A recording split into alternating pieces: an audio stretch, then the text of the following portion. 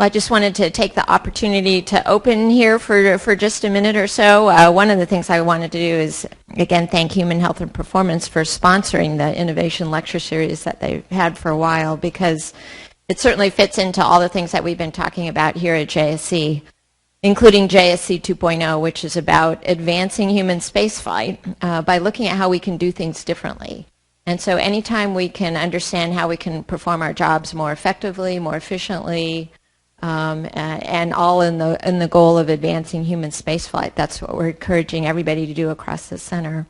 And of course, I think this directorate has really taken the lead in a lot of areas in terms of innovative tools, innovative processes, and really trying to do things differently. So that was probably the main thing I wanted to talk about. But of course, this is a very interesting topic, I think, for all of us here at JSC, because teamwork, team performance, debriefs, lessons learned, all of those things are just real, have always been and will continue to be very important for us. As we do operations, we want to make sure we're learning from everything that we're doing and carrying that forward and understanding how we can be more effective. So a very relevant topic for all of us. So with that, I'm going to hand it over to Jeff Davis. So a few words about Scott.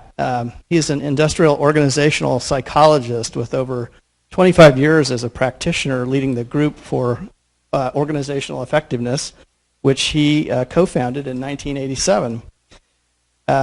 Through that group and his work, he's worked with over 500 organizations globally, including more than 75 Fortune and Global 1000 companies working on teamwork. He has worked in a wide array of organizations, which I think you'll find interesting. So he's worked with medical teams, aviation, finance, technology, research and development, customer service, and leadership teams. So a wide background. He has also been doing current work on research in our spaceflight environment, which I think you'll find very interesting in a variety of different areas. And finally, he is a fellow of the Society for Industrial and Organizational Psychology, a fellow of the Association for Psychological Science. He is co-editor of the book, Developing and Enhancing Teamwork in Organizations, Evidence-Based Best Practices and Guidelines. And just bringing it even closer to home, Scott worked with our Human Health and Performance group twice, which we found very valuable for our teamwork understanding. So without further ado, and not cutting into any more of Scott's time, I will introduce Dr. Scott Tannenbaum. Please join me in welcoming him. Thanks. Thank you, Bill.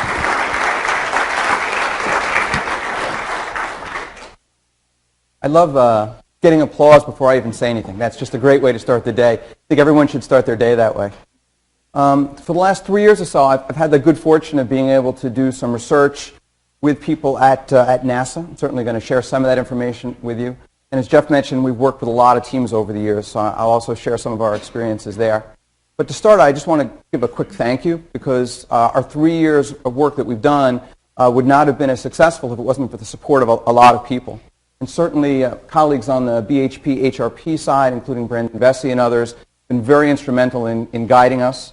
Early on, we had the opportunity to interact with a number of subject matter experts who pointed us in the right direction. I think we would have missed the target had we not gotten the advice from some of the folks that you see here, including Al Holland and others. And then we've had the chance to gather data from Hera and NEMO environments. We've gotten great support there as well. So Mark Regan at NEMO and Yvonne Parsons has been very helpful in the work on the Hera site as well, and I'll share a little bit about that with you. And of course, I'd be remiss if I didn't mention our research team, folks that have been working with us from my organization and from University of Connecticut and University of Central Florida. While I'm going to share with you mostly applied practical sort of things today, I did just want to let you know that this group has been working on trying to disseminate information scientifically as well. So this effort sort of produced a number of publications. We've got some other things coming down the pipeline as well, trying to do both the science and the practice side. Okay, so here's what I'd like to do today. Based on some of the experiences that we've had in a wide range of organizations, I'm going to start by sharing four observations that we've seen across many companies. Secondly, what I want to do is I'd like to share with you some of the underlying psychological science. If I'm successful today, I'd like you to know a little bit more about what underlies team effectiveness and really tap into the empirical research So what's the data telling us really makes a difference in driving team effectiveness, what we'll call the 7 C's, and I'll share those with you. Third, I'll take a little time and share with you some of the research that we've been doing at NASA in the NEMO and HERA environments and elsewhere. And I want to leave some time at the end for you to pose questions. I'd be happy to answer those. I'll also foreshadow one punchline. So I'm going to tell you that you need to debrief more frequently. You're going to hear this a few different ways. So in the back of your mind, process that. When we get to the end, I'll show you a tool and some methods are associated with that as well. Now, as we go through, I'd like to encourage you to conduct a thought experiment. And by thought experiment, I mean I'd encourage you to think about a particular team. So first of all, how many of you were on a team? Okay, that's encouraging. This would have been a very short session. I'd say thank you. We can go now. Any of you leading any teams, a project team, work team at all? Yep, okay. Any of you on more than one team at work? Yeah, very, very common, right? So I'd like you to pick one. Pick one team that you're either a member of or that you're a leader of. And as I go through and I share with you sort of what the science says about teamwork, I'd like you to think, how does what I'm saying compare to your team, and where might there be opportunities to boost your team's effectiveness a bit? Now, Jeff mentioned to you my company is called the Group for Organizational Effectiveness, and we've worked with a lot of different types of teams. So in addition to the types that Jeff mentioned, we've had a chance to work a lot with military teams and medical teams. We've been out on some oil rigs and cruise ships. My team liked it when we got a project with the cruise ships. They preferred that to the oil rig. I'm not sure why. But we've gathered data in a number of places, and we've worked extensively with teams, and that's what I want to share with you today. But I want to start off with 4 observations based on what we've seen across organizations. And the first observation is that there's a lot of teams out there, and there's a proliferation and more teams. In fact, I'd go so far as to say that if anything, collaboration requirements are increasing rather than decreasing. And when I asked you how many of you are on more than one team, most of you raised your hands. Now, the Corporate Executive Board gathered data from some 20,000 plus people, and over 2/3 of people in organizations report that collaboration requirements are on the rise in their organization. But I also want to be clear, though, is I am not here to advocate we need a team for everything. I know I'm a team guy, but I'm not telling you teams are the answers to everything. What I am telling you is you're going to be on a lot of teams. Throughout your career, you're going to be on a lot of teams. So whether you like them or not, some people love working on teams, some people hate it. It's just important that we understand how they work so we can get the most out of the experiences with them. Second observation. We're talking about this a lot. I don't know if you've ever seen Google's Ngram system, but it counts the number of times words appear in print on a decade-by-decade basis. We are talking about teams with an all-time high. Interesting, a little bump at World War II talking about collaboration, but as you can see the trend, we're talking about teams, and there are a lot of them. And although there's plenty of teams that are out there, the bad news is, and I'm sure you know this from your experience, that many, many teams are not as effective as they could be. We use the euphemism, suboptimal, but if you've been on a bad team experience, you know what that's like. And there's some data that shows that, this is from Leanne Davey, that over 90% of people in organizations recognize that teams are essential for their organization's effectiveness, but less than 1/4 of them think that their own teams are effective. So there's this gap there. And this suboptimal performance has a couple of obvious implications. It clearly has implications for our business, for our organization. When our teams aren't performing optimally, then it's going to affect the business success. But in addition, from a personal perspective, if you've ever been on a poor-performing team, what does that feel like? It just drains you, right? And there's a reason for that. There's a psychological reason for that. And the reason is that experiences that we have in the presence of others is amplified. So if you're eating a great chocolate bar, it tastes better when there's people around you. And when you've had a bad team experience and you fail, it hurts more than just failing alone. Second observation. Third one. The best teams are those that self-adjust. So here's a second thought experiment. Not the team that you picked, but think about the very best team you've ever been on. And the question is, was that team great on day one? Probably not. Very, very, very few teams are great on day one. What makes teams great is that their ability to be able to adjust over time. Some teams do this naturally, but most teams don't. But even great teams need to be able to make adjustments if they want to sustain their success. The third observation. And finally, a lot of organizations talk about creating a culture of collaboration. So Procter & Gamble has gone on record as saying we want to be the best in the world at collaborating, inside and out. And Microsoft did a full reorganization were driven largely by their intent to try and increase collaboration in their organization. So while it's easy to talk about collaboration, it's difficult to build a culture of collaboration if our teams aren't collaborating effectively. It starts at the team level. So, internally, and then with our vendors and outside suppliers and other organizations, but it starts at the team level. This is particularly true with leadership teams. For any of you that are on leadership teams, be aware. I'll share with you some data about how what happens there permeates through the organization. But one way to think about this is every team experience that you're involved in, if it's good, it's contributing towards building a culture of collaboration. And when it's bad, it detracts from that culture. So with these 4 observations in mind, what I'd like to point out is that it's critical for us to crack the code. There's a lot of teams out there. Some of them aren't working as well as we'd like to. We want to build a culture of collaboration. They have to work well.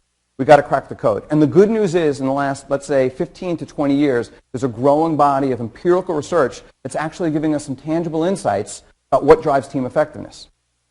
And that's what I want to share with you. We refer to it as the science of teamwork. Now, before I do that, though, let's pose this question. Because I just told you it's hard. Right? It's not easy. It doesn't happen naturally. Less than a quarter of people report their own teams are successful. So is it worth the effort? And the data here is actually quite compelling. Jeff Lapine and colleagues did a meta-analysis of over 100 prior studies. I'm going to use that term meta-analysis a few times, so if you're not familiar with it, all it is we take all prior empirical studies that we could find and we statistically combine them. So we're more confident in the results of that than we would be any one study. So in Jeff Lapine's work, they found that teams that demonstrate good teamwork processes are 20 to 25% more likely to be successful. And there's some interesting data coming out of the medical world. We work a lot with medical teams too. The Institute of Medicine discovered that one of the primary causes for problems and sentinel events in hospitals are teamwork breakdowns. To give you an idea about a sentinel event, that's like we perform surgery on you and we leave the scalpel inside of you. Now, I'm not a doctor, but I think that's bad, okay? And there's even some data that shows financially, organizations that are able to drive collaborative performance show financial benefits. So I think the data is pretty clear. It's worth the effort. It doesn't happen easily, but it's worth the effort. What I'm talking about now, though, is true teamwork. So I'm not necessarily talking about whether we like each other, although that's good. I think it's awesome to like your team members. I think it's great, may occasionally go to dinner together or do those things, but that's not what drives team effectiveness. There's other factors that drive team effectiveness. When we get those right, that's when we get these payoffs that occur. I use the term team effectiveness a lot. Let me be clear. I'm not talking about one shot we succeeded. What I'm talking about is sustainable performance over time. When I talk about teams that are highly effective, these are teams that are able to demonstrate sustained performance in terms of results, in terms of maintaining vitality. And some of the research we've been doing here and elsewhere is about resilience, being able to bounce back, because all teams face challenges. The best teams are those that bounce back. So when I say effective teams, this is what I'm referring to. Now, I want to pose this question because before I start going into the research, the answer to this question is important for interpreting the research that's out there. The answer to this is, of course, not. And yet I go into many organizations, and all teams are kind of treated the same way. I went into a manufacturing organization, same policies and guidelines for all teams. Teams differ in a number of ways, but one of the key ways they differ is in terms of interdependency, the extent to which people on the team have to rely on one another to be able to get their work done effectively. So if you don't mind, I'm going to use a sports analogy here to sort of illustrate this. 10 different types of teams. We can think about them falling along a continuum from low to high. A team with low interdependency, this is a team that can prepare together. They might be able to train together. But when it's time to do work, when I'm actually performing my job, my task, I'm on my own. Now, ultimately, we add up the scores of individuals and we figure out whether the team won. So some sales teams are like that, right? We call it a region, but really it's 12 salespeople, each out selling. At the end, we add it up and figure out if we made quota. If we move along in the continuum to medium, this is a team in which some team members need to coordinate with other team members periodically. Maybe not all the time, but certainly on some occasion. And then further to the right are teams that need to coordinate on a consistent basis. They need to have a shared understanding of things. So 10 types of teams. Soccer team, high. Gymnastic team, low. What about a relay race? A relay race is a classic example of medium. Individual, punctuated by tight coordination. If that coordination is handled wrong, the team fails. Swimming, mostly individual. American football, basketball. Wrestling, clearly individual. When I'm on the mat, you can't help me. We could train together, but once I'm on the mat, I'm on my own. Cricket, baseball. Does this distinction make sense? Right? In soccer, if we don't have a shared mental model, we can't try and set the other team offside. Imagine a football team that doesn't know the same play, right? So the key here, pick your team of choice if you're going to be. Synchronized swimming, maybe the ultimate example. If the toes are pointed in different directions, the team loses. It has to be coordinated all the time.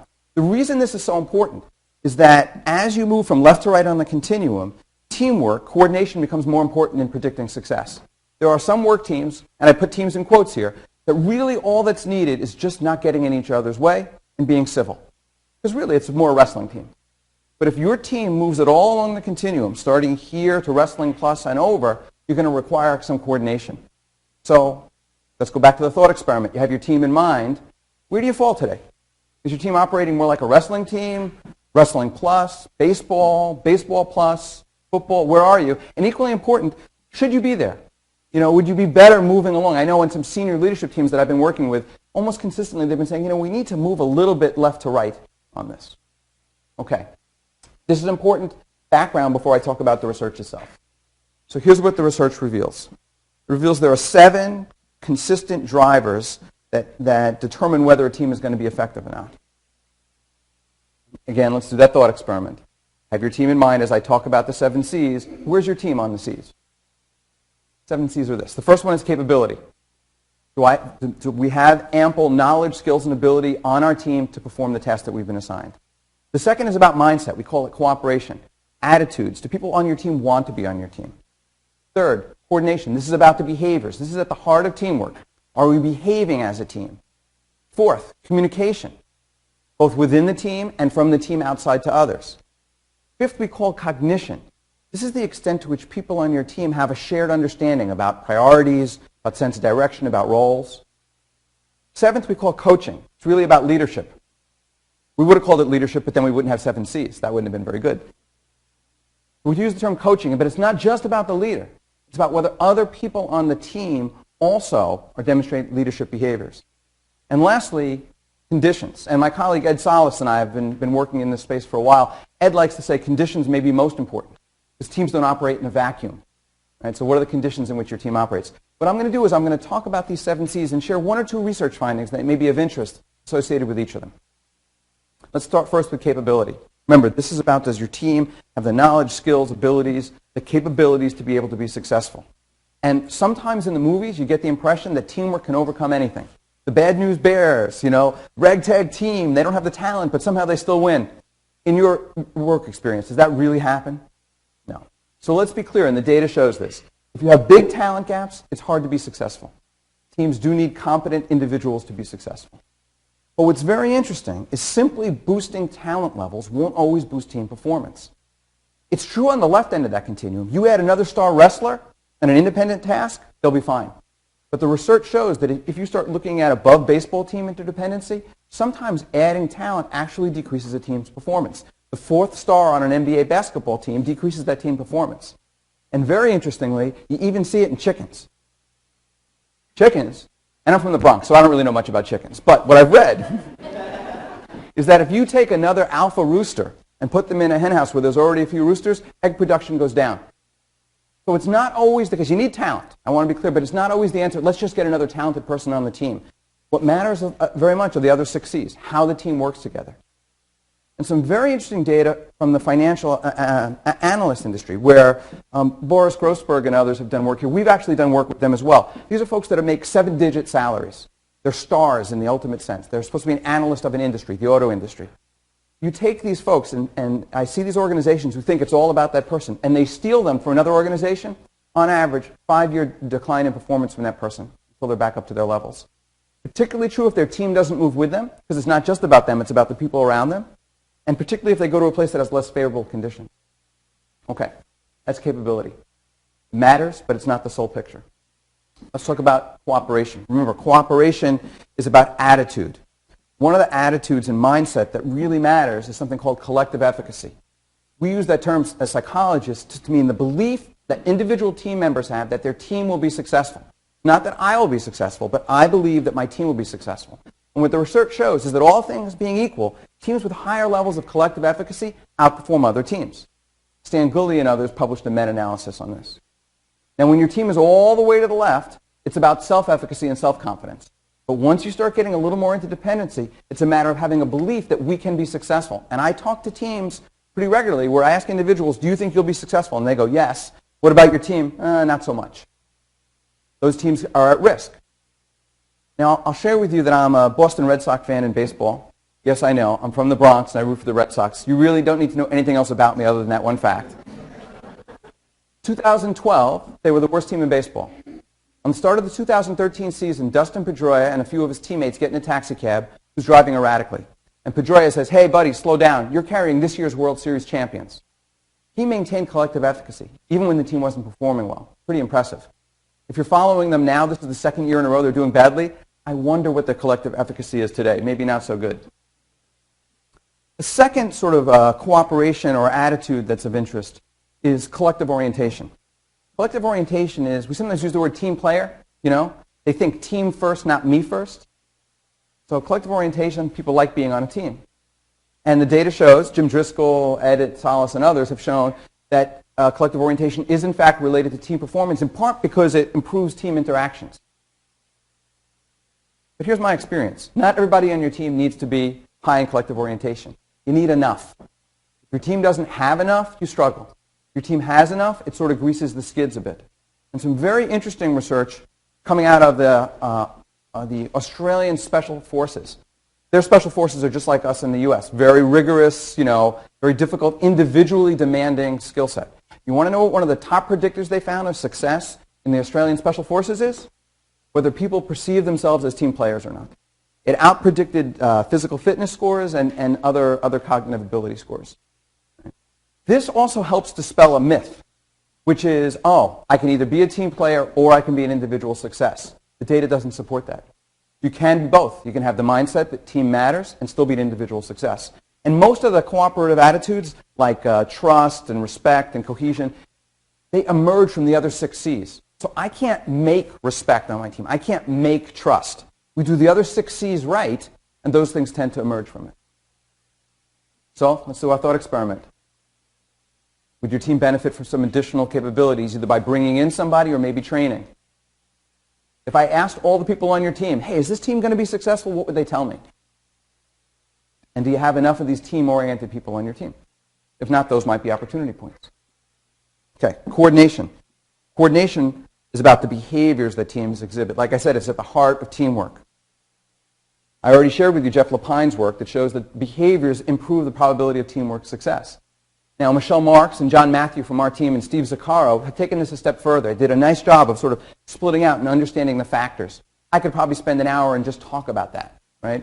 But what I will tell you is as you move from left to right on that continuum, these things become more important. And I just picked 2 to talk about today. I want to say a few words about backup behavior and about conflict. Let's talk backup. What I have seen is that whether or not backup behavior, helping out one another on the team occurs, is a function of 3 things. First of all, have I staffed my team with people who have the ability to back up one another? Right? How have I designed the team? Secondly, have I trained people so they have the skills and they understand where they're supposed to back up? Sometimes people don't back up because they don't think they're supposed to. And the third piece is about attitude. It's beneath me to back up. If I have people on my team that think that, we're not going to see support and coverage for one another. Here's a true story.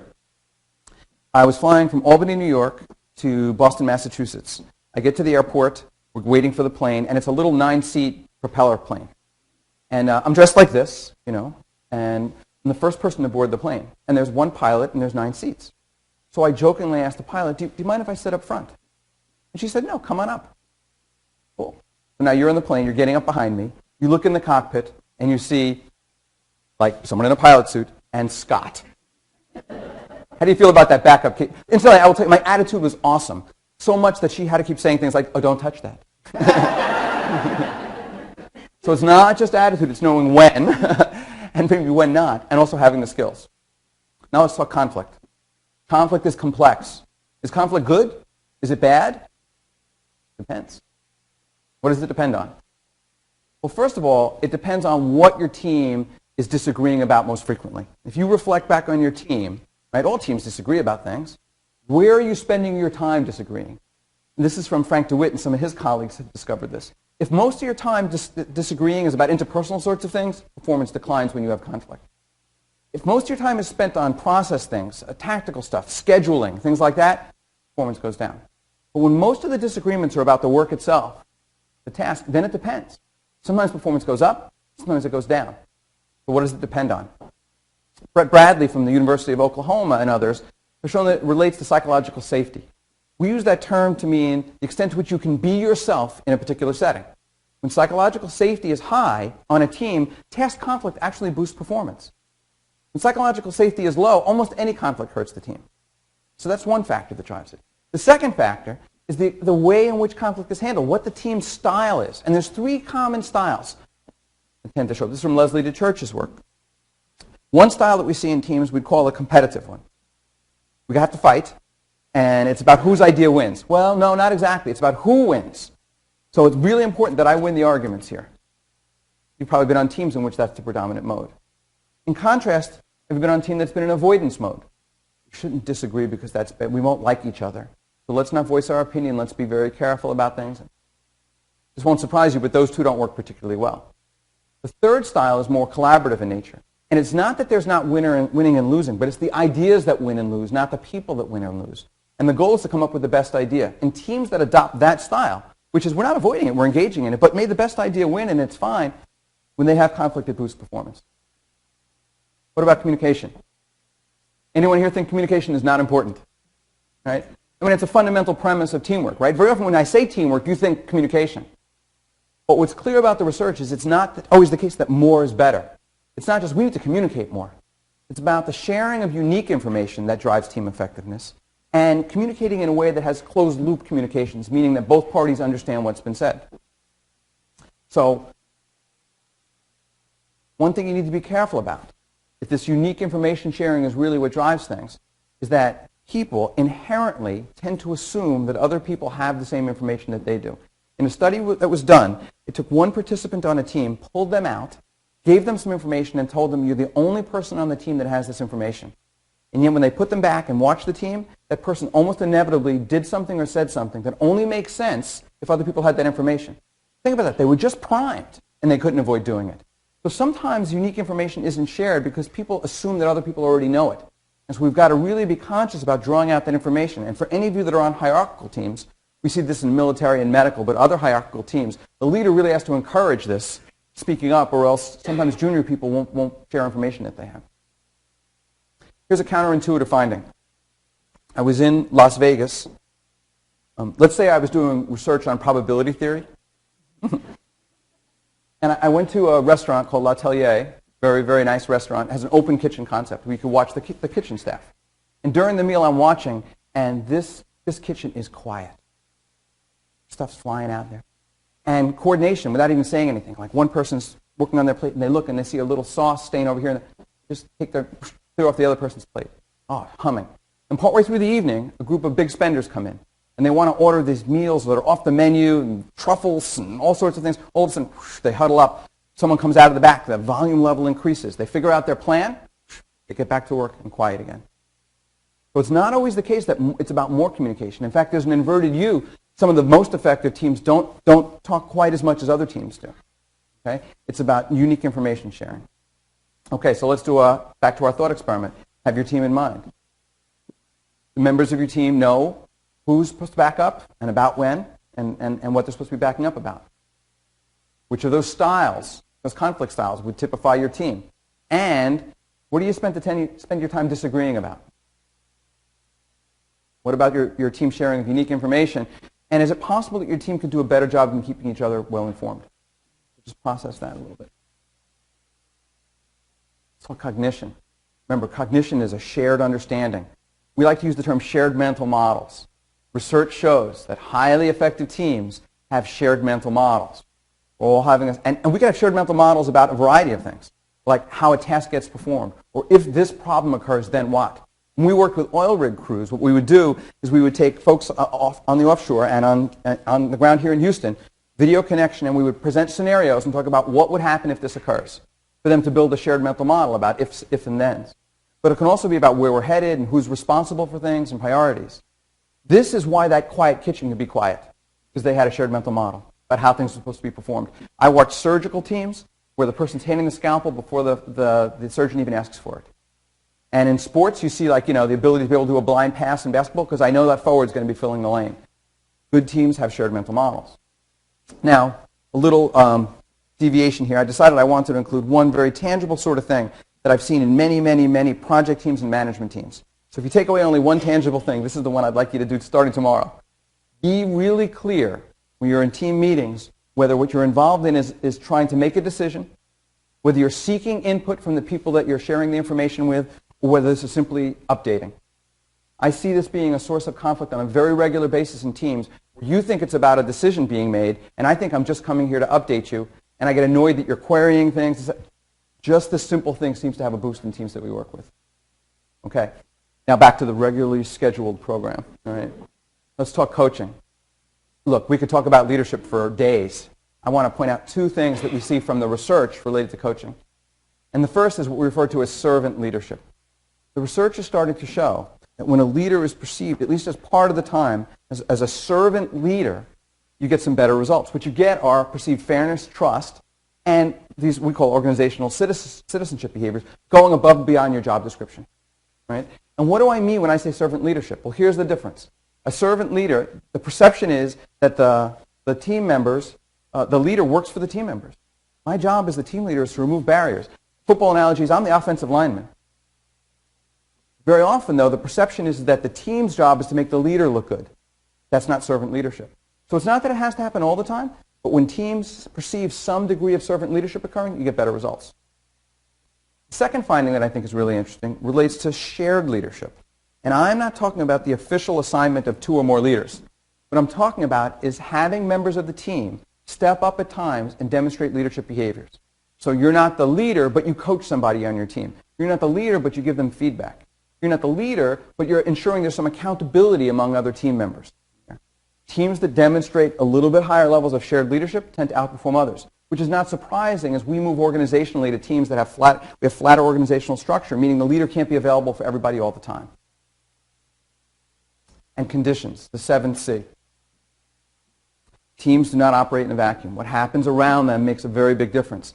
And I told you earlier, it's very interesting when we look at what happens at the senior level in organizations. So this study of over 60 top management teams I find fascinating. In this study, when they took a look to see the level at which senior leadership teams were operating in a collaborative manner, it would predict not only employee satisfaction in the organization, but tangible retention levels. What's so interesting is that things are happening behind closed doors. So you would think that what's going on, among senior team members is not seen. It doesn't have to be seen. If the members of the senior team are not collaborating, somehow that message gets conveyed through the organization. So for any of you that are sort of a little more senior in the organization, it's not just about your team. What you do with your team has a ripple effect to others throughout the organization. Okay. So our thought experiment. If I asked everybody on your team, who's responsible for doing X, would I get the same answer? There's a really important shared mental model about roles. Is there any servant leadership? Are people stepping up at times? And then lastly, do you have the resources you need? And if not, is it possible to get some of those? So let's go full circle here. 7 C's. If you were to focus attention on 1 or 2 C's for your team, which would be the ones that would both boost your team's performance and where there might be some capability of making adjustments? That's what I'd like you to take away from this piece. All right.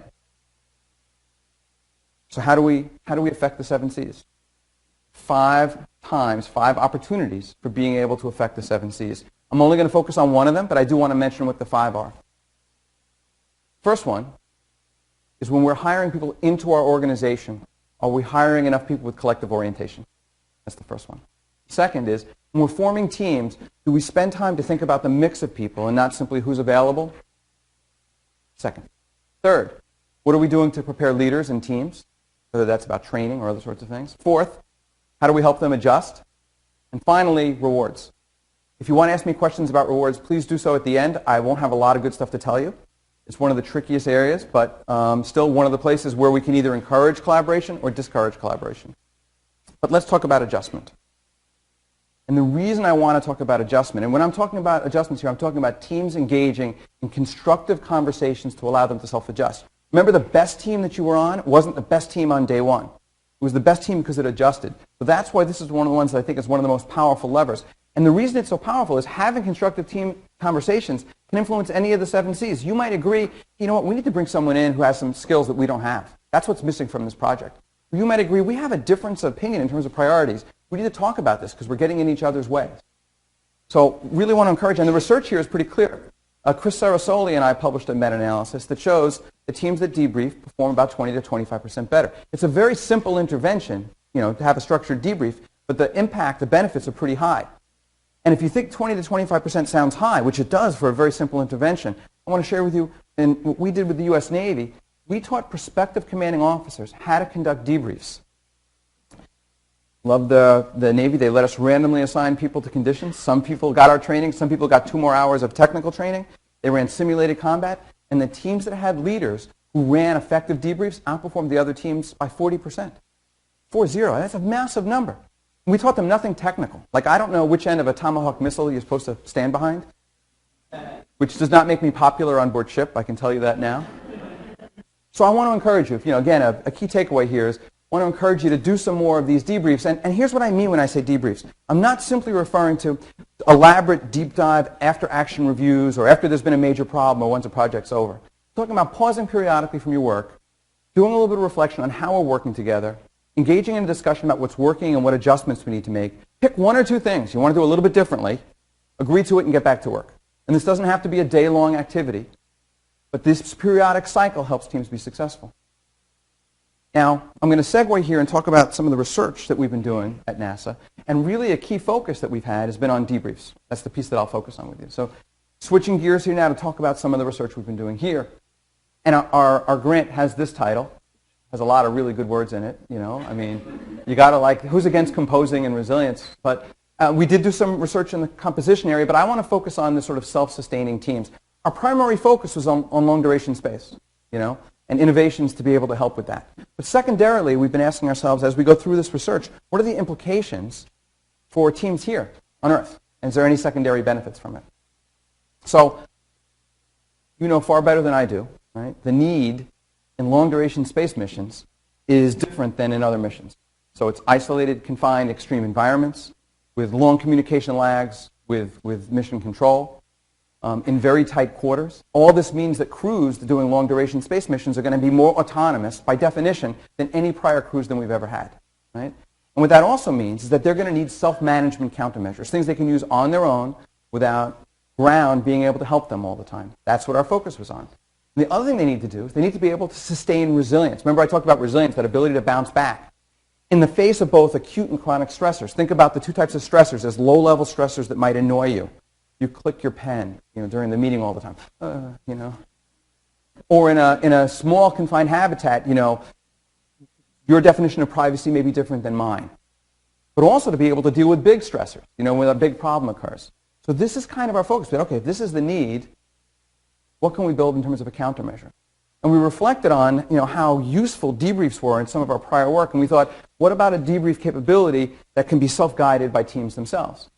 So we conducted research on this team-led, web-based debriefing tool based on an architecture that we have. We put together a short training video that goes with it. In our research, teams ran anywhere from 1 to 4 debriefs during their life cycle, and we did publish some research on this. Now, the reason we wanted to do research is because the prior research that was done on debriefs didn't deal with self-guided debriefs. It didn't deal with isolated, confined environments. We were pretty confident that project teams would benefit, you know, from a good debrief. But what about teams that are going to be in these tight quarters and who have to sustain resilience? So what we did is we built something using this Debrief Now architecture. And the architecture itself we had been using with military and medical teams. We used it with the forward surgical teams before they deployed to Afghanistan. And also with a variety of corporate teams. But in each case, what we populated the tool with was designed to fit the specific environment or mission. Like if I say communication is important, communication in a senior leadership team is different than communication in an astronaut team or in a manufacturing team. So we can't just ask a general question about communication. It's got to be targeted, and you'll see what we're trying to do here.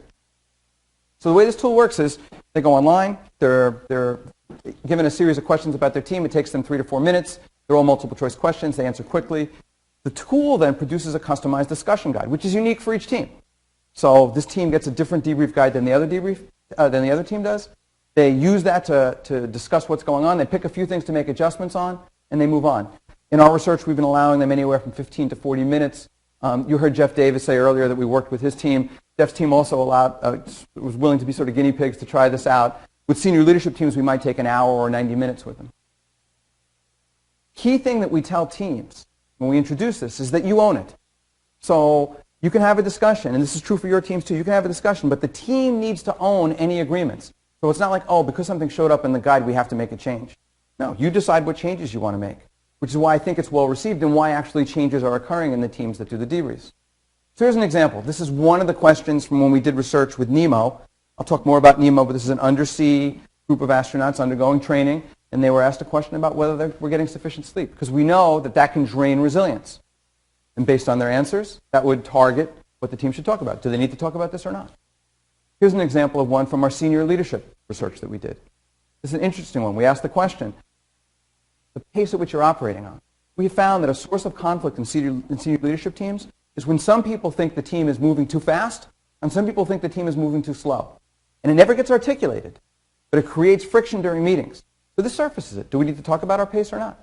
In one CEO team that we had, they agreed to do a better job of triaging problems that came in. We need to take our time with this or not.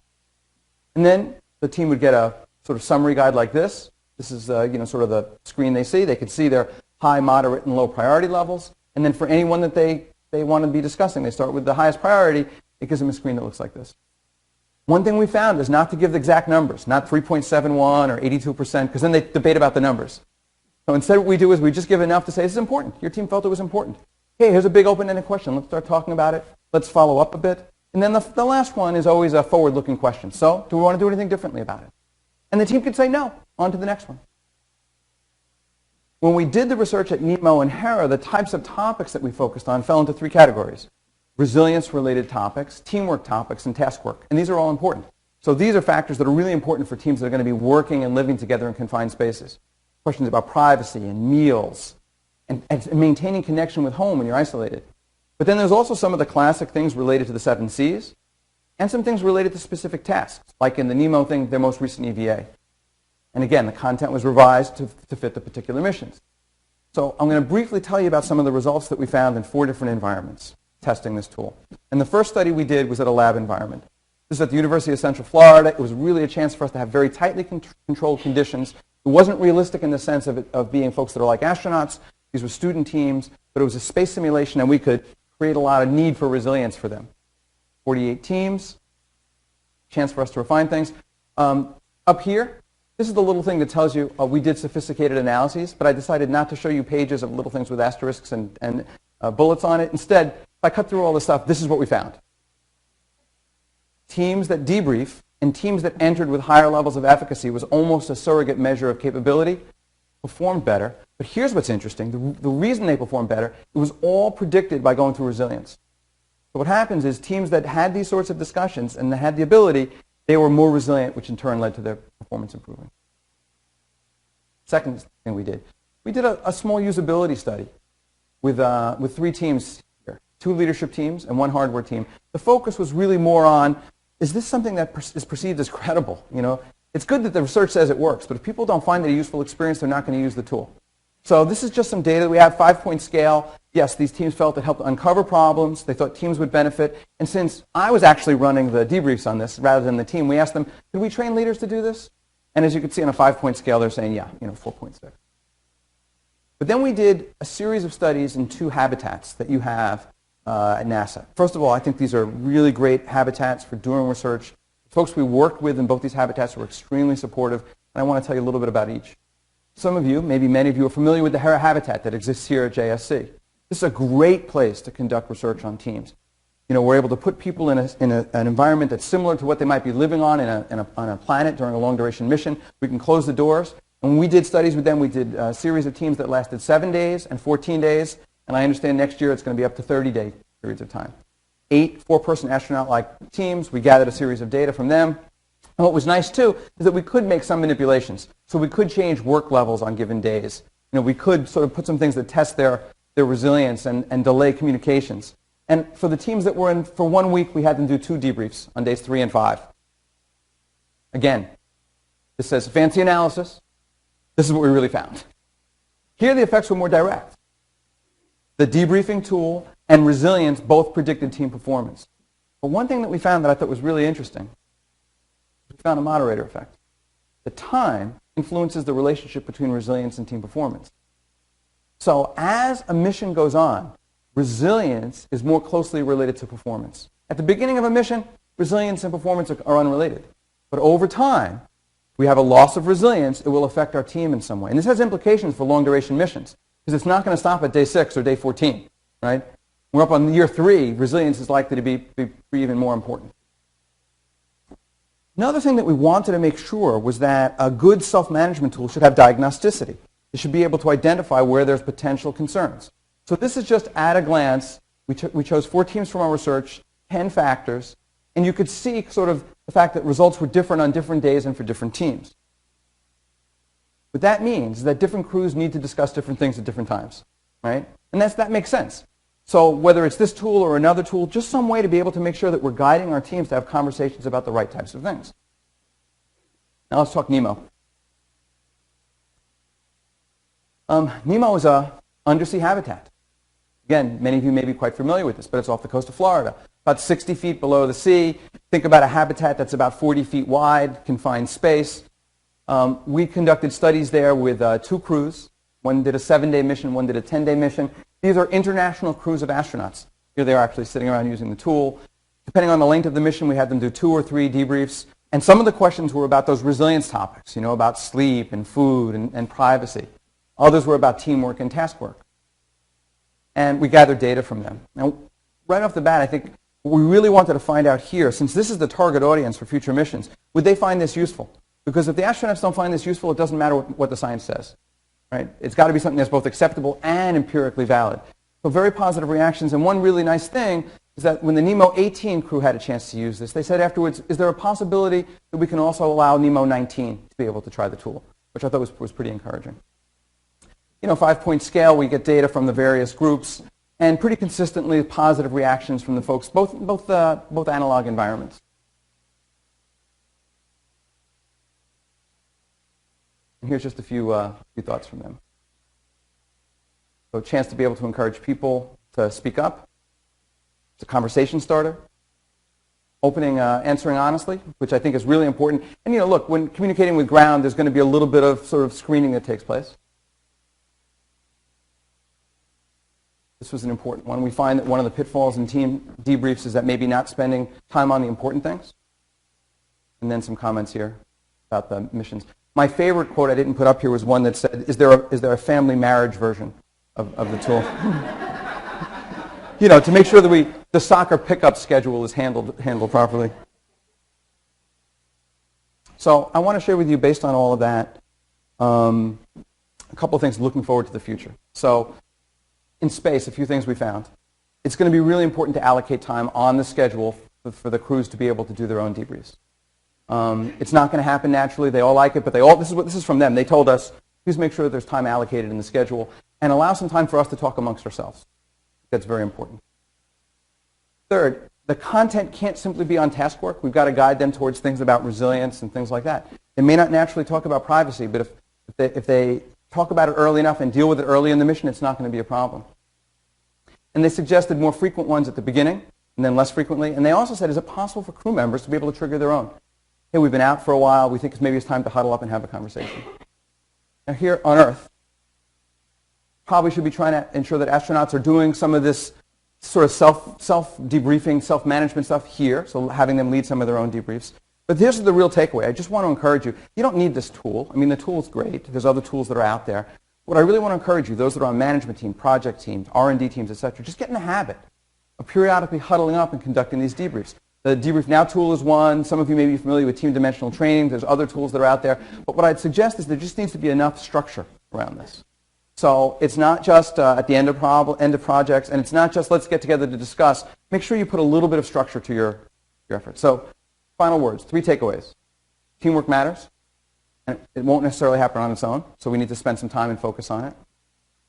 There is some science out there. Let's focus on the things that matter. And you probably could have predicted this one. Okay? So at this point, I'd welcome any questions that you might have. related to teams, teamworks, teams you're on, etc.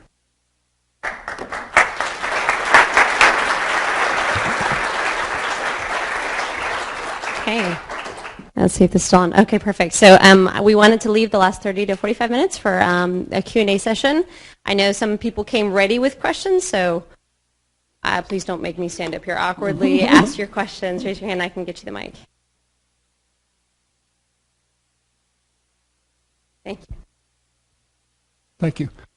Can you describe how the debrief compares to the classical lessons learned? Yeah. So most lessons learned review occur at the very end of something. We've gone through the experience, we've completed a project, we've completed a mission, we've done something, and we want to huddle up and figure out what lessons can we take away from this. Now, those are useful. You know, the military calls them after action reviews, the very end. That's the good news. They work pretty well. The bad news is that it's too late to make adjustments during the mission at that point, right? And very often what happens is they go in a binder, and sometimes those binders go up on a shelf someplace, and the next team may not have access to them. So when I talk about debriefs, that would be an example of a debrief. I wouldn't say that's not a debrief. But what I want to encourage is not just those. What I want to encourage is on a periodic basis. Like for project teams, we should do a debrief, a couple weeks in. Before we even get too sort of entrenched in the way we're operating, how's it working? Any quick adjustments? I'd want to do a debrief at the midpoint of the project because research shows that something changes in terms of team dynamics at that point. And then maybe then an after-action review or lessons learned at the very end to see if there are takeaways for future projects.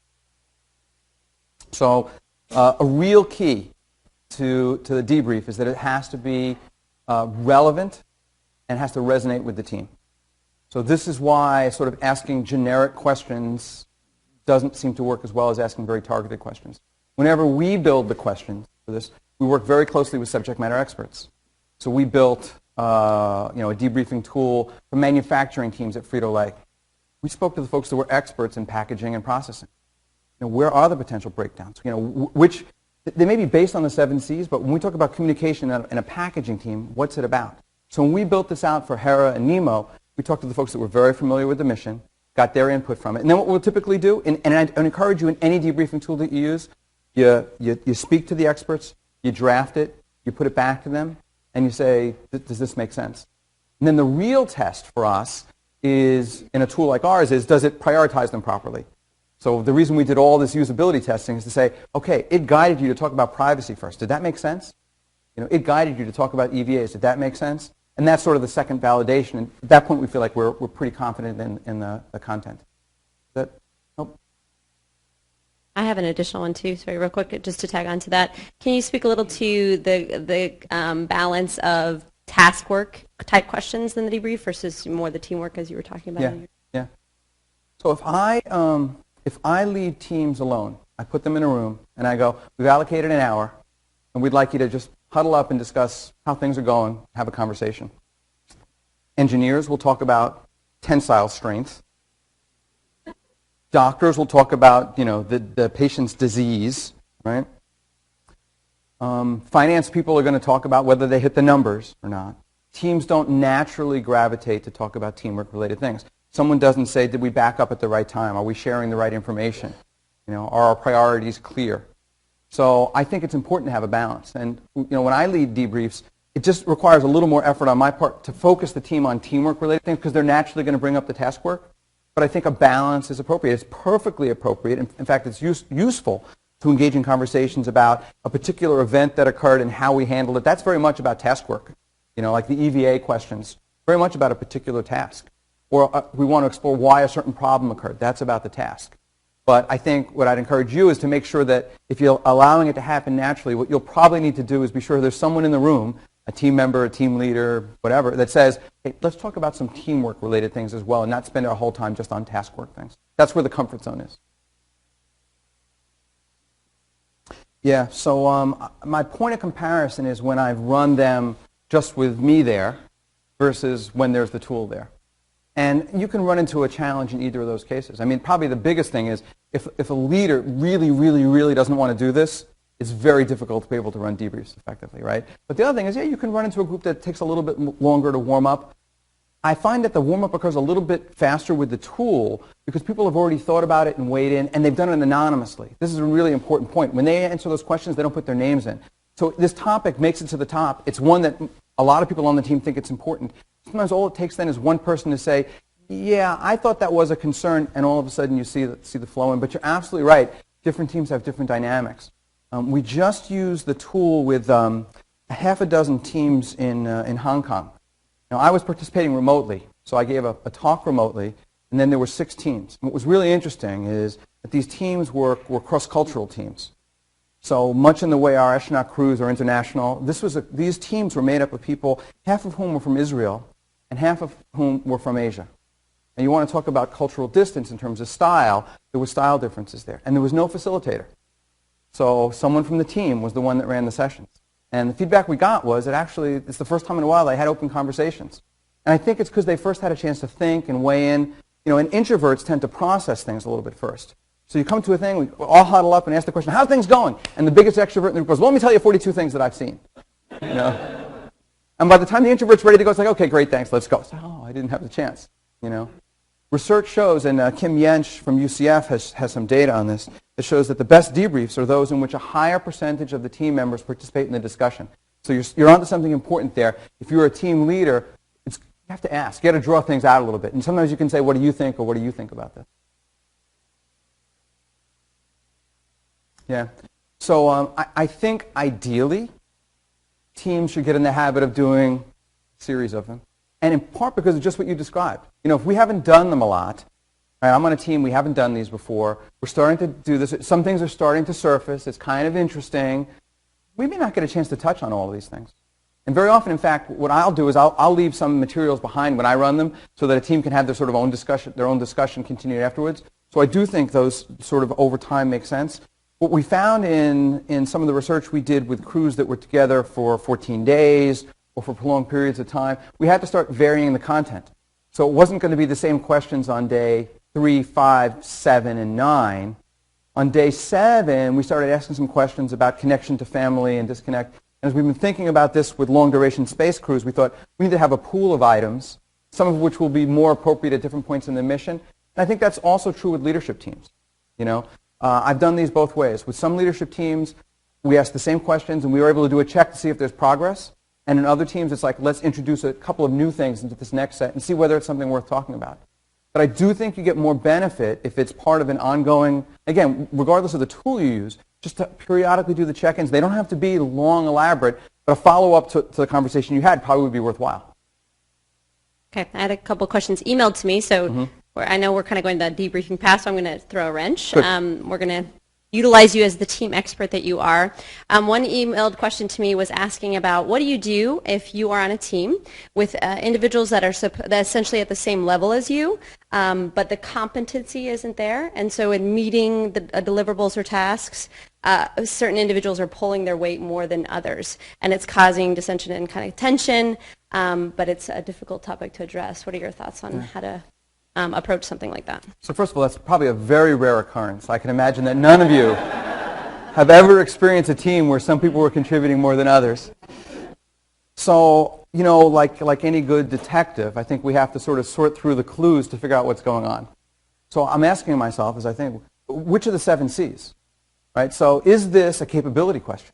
I mean, sometimes you see people who aren't carrying their weight because they don't have the skill, the expertise to be able to do the job. It's a bad fit. Right? And it's as frustrating for them as it is for others on the team. But other times it may be more about the mindset. And are people willing and able to sort of step up and do what they need to do? Do they believe it's important? Do they believe in the mission? Right? And then I ask the question, is it one person, is it 2 people, or is it the majority of the team? One thing we got to be careful about is I don't like using team interventions to deal with one person. We do this sometimes, if I'm being honest, we do this sometimes as a cop-out because we're afraid to confront the person. But rather than having a frank conversation saying, hey, you know, you're not getting it done, let's talk about what's getting in the way, why are you not, you know, getting some of the work done you need to get done, and dealing with them one-on-one, we have a team discussion about what's going well, and everybody in the room is waiting, you know.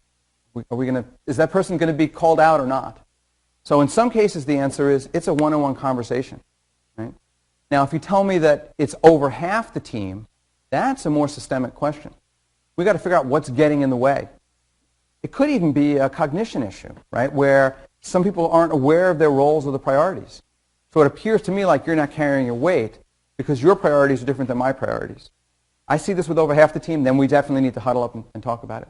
And in this particular team you described, you talked about it as being, fairly similar in level. But if there is a leader, there's some coaching responsibility there as well. It's not always going to be the team self-correcting the team there. Yeah. So, remember the slide about the degree of interdependency? Well, first of all, your Tour de France example is a great one. Boy, talk about interdependency. For anybody who's sort of an untrained observer, it can look like it's an individual bicycle race. It's as far from an individual bicycle race as possible. You can take one of the best riders in the world, similar to those financial analysts, and plug them on another team, and if they don't have good supporting cast around them, that person will not win the race next time. Right? The current winner would not win at an inferior team. So when I think about interdependency, right, we're talking about interdependency within the team. And in the case of Tour de France, what that competition does, it actually ups the ante for everybody. So that's fine. And there isn't interdependency between them. Other than driving recklessly, what your team does and what my team does, they're not really dependent. You could drive fast or slow. It's not going to help me. It might motivate me. But inside an organization, it's different. And what you're starting to describe is a concept of team of teams, where it's not simply the case that I'm on my team and that's it, but I'm on a team and you're on a team and you're on a team. And to the extent there is some interdependency, that competition, which might appear healthy in other cases, gets in the way.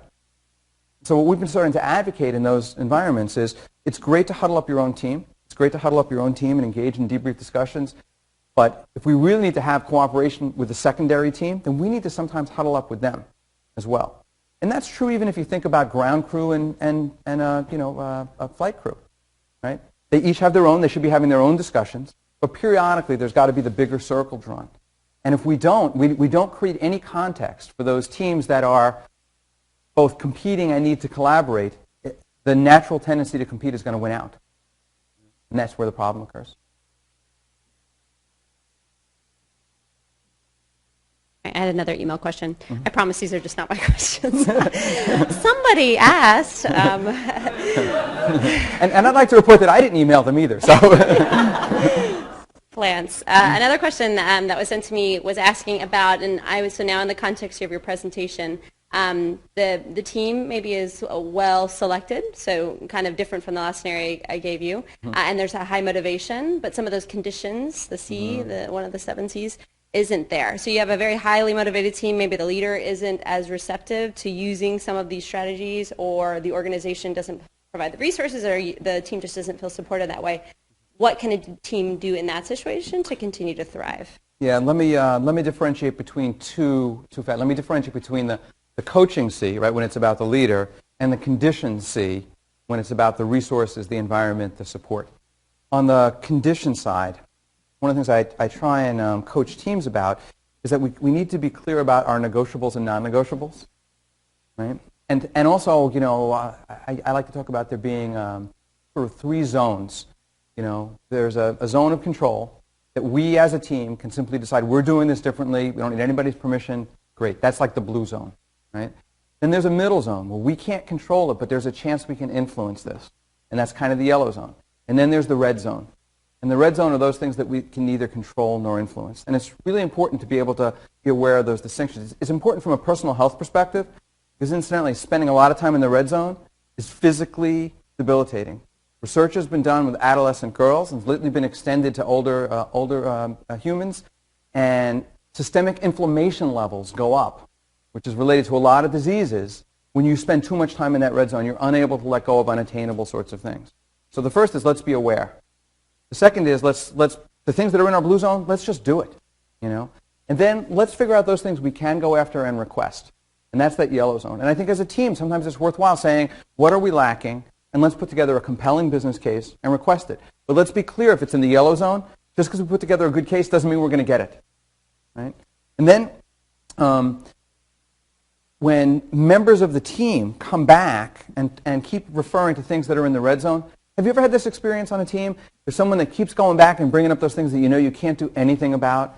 It's like, of course you haven't. So it's like the software has been delivered to us and it has bugs in it. Well, first of all, one thing I can tell you, any of you that have done technology work know that all software have bugs. As a psychologist, I'll tell you all people have bugs, so it's just natural, okay? But, so we're looking at this software, and we've been told there'll be no corrections made to this for the next 3 months. And then in each meeting, somebody on the team comes and goes, I can't believe the bugs, we got to get these bugs fixed, Like, what does that do to the energy in the team? Like, wah, wah, So on my team, we have what we call the 24-hour wallow rule. You could try this at home, too. The 24-hour wallow rule goes something like this. If you're having a problem, you're having a bad day, something's going wrong, if you come to anybody on our team, we will be extremely supportive for 24 hours. And then we'll ask you 2 questions. Is there anything you can do about it? And is there anything I can do to help? And if you say no and no, we'll say LIG. Let it go. Now, I will tell you, it's a lot better to say it than to hear it. But I've been both the giver and the recipient of that. And I think in teams, it's really important to focus attention on those things in blue and yellow and have the discipline not to get stuck too much in the red. Now, the second part of your question, which was 24 minutes ago, dealt with the leadership aspect of it. And this is a little bit tougher. So if I am on a team and my leader doesn't get it, it's hard. Because it's clearly not a blue zone issue. There's things that only the leader can do and I can't do them. It's a yellow zone issue to the extent that I can try and influence my leader to do some things differently. I sometimes see teams that are able to be effective when they start sort of demonstrating some of the coaching C's themselves. So if my team leader isn't going to be able to help us in certain ways, can we rally up and do our own coaching and give our own feedback and do our own job of trying to generate some resources and support the working for a difficult leader? And any of you who have been in your career for a long time have had this experience at some point, hopefully not currently. That's a little bit tougher one, and I really look at what can we huddle up and do as a team, and how can I possibly give some constructive feedback to my leader? So the first one's about multi-team systems, and the second one is about timing as to when you introduce a debriefing tool. So we did some research in the medical world, and this was military medical. So remember the TV show MASH? Yeah, so there's a modern version to that. Research shows that you have like what they call the golden hour. And in combat situations, you need to keep wounded people alive for an hour. That's kind of a critical window. And when you do that, your mortality rates go down tremendously. And so what starts happening is the military starts putting medical facilities nearby, closer to the action. So we're able to treat wounded soldiers faster and closer to the action. So they'll set up these sort of tents, nearby. And in some cases what will happen is if something bad happened, they have mass casualty incidents, right, where multiple people are coming in at once. So what they really are is they are a multi-team system. And there's these multiple places inside the tent that people can be treated. And some of it's individual people being treated, soldiers being treated independently. In other cases, it's handoffs that need to occur from one station to another station around this. Complex. Tricky, but they need to be able to maintain sort of a shared mental model about some things. So back to your question earlier about how do you get the content right. What we have to do in that case is figure out where are the interdependencies. So there's certain things that everybody in the big tent needs to know. It needs to be maintaining awareness of. There's other things that only the people on my little table here need to be aware of. We need to know whether this patient has allergies. But more collectively, we need to know what resources are available and whether it's possible to move a patient off to someone to a sort of a higher level of medical care. So when I start becoming aware of those interdependencies, it gives me some insights about how we should be handling both development on the training side and also the debriefing process. So having a large group debrief where most of the conversation are about things that are really about the small teams is just a frustrating experience for everybody. So we do some of the larger group things, the system of teams, but we do it around things that are relevant to all the groups. So you're not simply fodder. Let's wait our 45 minutes until we can talk about us. We might split off and have some conversations about the small things, and then we might talk collectively about things like, where were the bottlenecks in this case? That's important to everybody under the big tent. So if you can use that as an analogy, if you will, for other sorts of settings, I think that same mindset can be applicable. So this now is about the question of size, too. I mean, there's some research that shows, when teams get very large, that it's difficult to be very effective. Having said that, the team size has to be as large as it needs to be. So there's some instances where I can't have a, quote, ideal team size from the research. We need 30, 40 people. The problem is trying to do a debrief discussion with 30, 40, 50 people is quite difficult. What we've done in one environment is we get data from everybody, and then we take representatives from the team. They engage in the discussion, and there's feedback back to the group to say, we agreed to these sorts of things. Is everybody comfortable with it? Another way of doing that at times is to get the leaders together. And really it depends on the situation. So if the shared mental model that needs to be in place is a shared mental model among the leaders of the various stations, then they're the perfect group to do the debrief together. And then they can choose what needs to be disseminated to their teams, because everybody on the team doesn't need to know this. So sometimes that's appropriate too. But part of the message is it's not one size fits all. It's about sort of fit for purpose based on the interdependency and the requirements of the team. And the second question was about timing. So I can only debrief about experiences if my team has experiences. So it's hard for me to do. I can do a pre-brief. We could talk about how we might want to do things. We can do a pre-brief where we talk about if certain things happen, what do we want to do. I can establish a team charter. There's research that shows that team charters actually are pretty effective, helpful tool in some ways. But to do a debrief on how we're working together, we've had to at least spend some time working together. So that's why I say kind of a rule of thumb for me for project teams is I want to get them together once before they calcify. Right? They've got to be together long enough to that we have something to discuss, but not so long that we're set in our ways. And for a team that works daily, that might be 2 or 3 days into a project.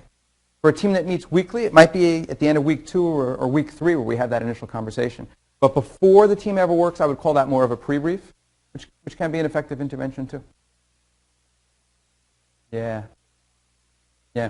So you're right. So first of all, beyond maybe a dozen people, it's hard. Right? Many of you have had that experience. It's hard. Now there are circumstances where we have no choice. We need to be larger. But I want to think creatively here, which is that there's teams that are like, this is my core team, and then there's other people on the team. And most of you are on more than one team as well.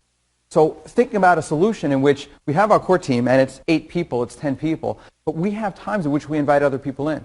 And they're like the cousins in our family, They're not nuclear family, they're cousins. And the cousins add creativity, and we bring them in. And it may just be one person as a sort of a point of view that's different than anybody in our team has. But I don't need to necessarily anoint them an official team member each time, because that's when we start to get that creep occurring, It's like bigger and bigger and bigger, and at some point it becomes unwieldy. My email address is scott.tannenbaum@groupoe.com. You can reach out to me. I have a blog that also has some information on things where I write about the 7 C's. Ed Solis and I are starting to write a book. That'll be a source of resources as well. But I'm happy to take questions or follow up from people if you want to send me a note. As you can tell, I like talking about this stuff. Fantastic. All right, one more round of applause.